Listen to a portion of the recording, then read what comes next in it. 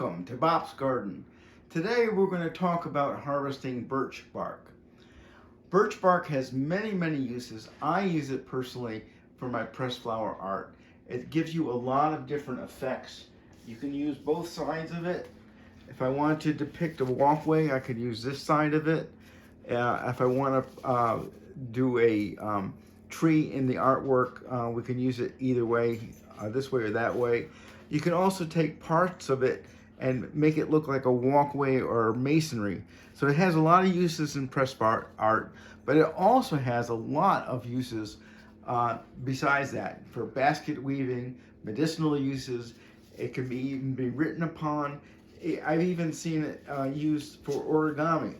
So, because it's so pliable, you can write on it, you can do all kinds of things with this. So it's very useful to know how to get birch bark. And we're doing this now, this is the beginning week of March, because the ideal time to get this off of fallen trees is at this time of year. Now on growing trees, the tradition says when the flies are biting, sometime in the beginning of June, that's when you harvest from the natural trees. So the early spring temperatures expand and contract the bark, and it makes it a lot easier to peel off fallen branches. So we're going to head outside, we'll talk about a couple birch trees, and we'll show you how to do this. So here we are, we have some birch trees. For this project you're going to need a X-Acto knife and a pair of scissors. Now we've got these nice birches here. They're living, of course, and you could harvest from here with the X-Acto knife, but if you do on a living tree, make sure you have permission first, or it's on your property. And the other thing about this is that you don't want to take bark from completely around the circumference of it. That's called girdling. And if you do that, you're going to kill the tree. But why use a live birch when you have plenty of material to use? You see this one is has fallen over, is dead, and you can get some nice bark from here. And you'll see that you can peel it away. You don't want this inner bark. You just want the bark that's like this. Now sometimes what you'll need to do is you'll need to dry this out a little bit before you can take that inner bark out. But all this has to come out, which leaves you with the thin part over here. So to give you an example of how that can be done is you'll take your X-Acto knife, and technically I should be going away from me, but it's where I am here. It's a little bit tough to do that, so be really careful doing this. Just make a score. You make another score like this, and up through here. You gotta go fairly deep, and then start working in like this, and see if it'll come up. And once you get it started, it should go fairly good, but you can see that this whole thing will peel away. This one hasn't expanded as much as I would like, so we can go over to another tree. There it goes. And once you get it going, you can strip it right off like that. You can get bigger pieces. Now, why work when I got another piece right here? And you can see, because it's early spring, I'll pick this up and take this with me. It's early spring, so this bark has really come away on this fallen log.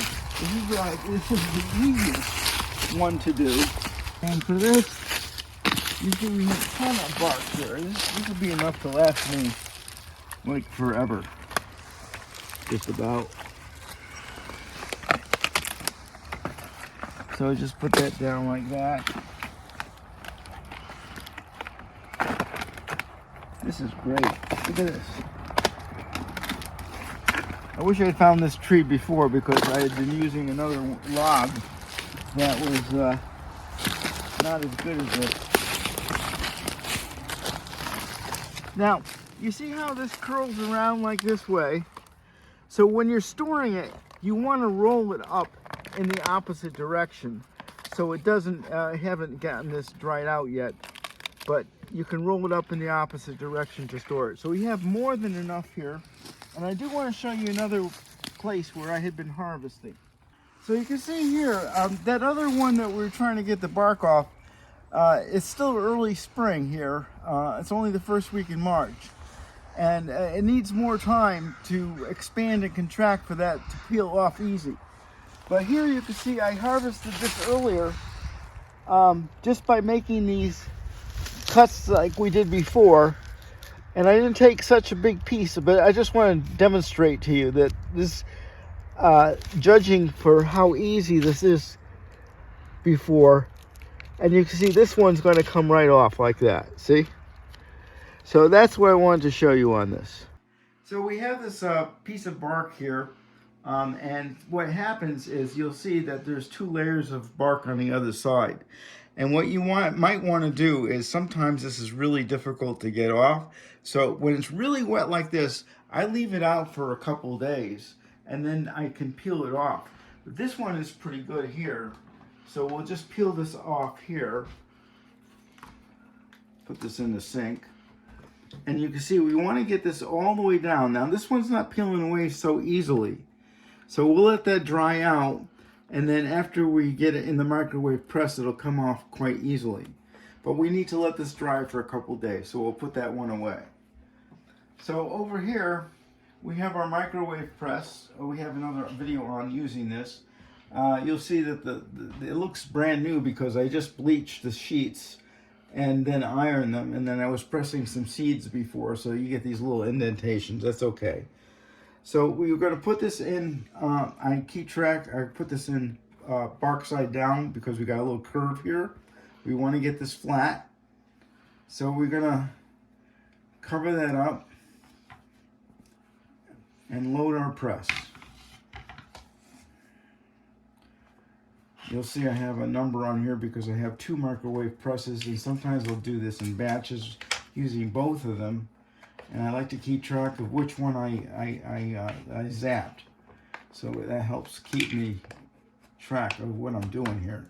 So we put the clips on and we'll put this in the microwave. Now I already determined a good time for this, but when you first do this, you might want to try like a 30-second burst or smaller, depending on how big a piece you're using. So we're going to give this a 30 seconds. And then we'll flip it and do another 30 seconds. So we had flipped this over to get the other side. And again, you'll have to figure out, depending on what you're collecting and how much, you're going to have to figure your correct amount of time under this. So now, it's all ready. Instantaneously. All that extra bark is off. And it's nice and flexible. And now it's ready to use. Well, it's still warm, so this will have to cool a bit, and we're ready to go. So enjoy that, and we'll see you next time on Bob's Garden. Please subscribe, share, and comment on my videos. And remember, be curious, not judgmental.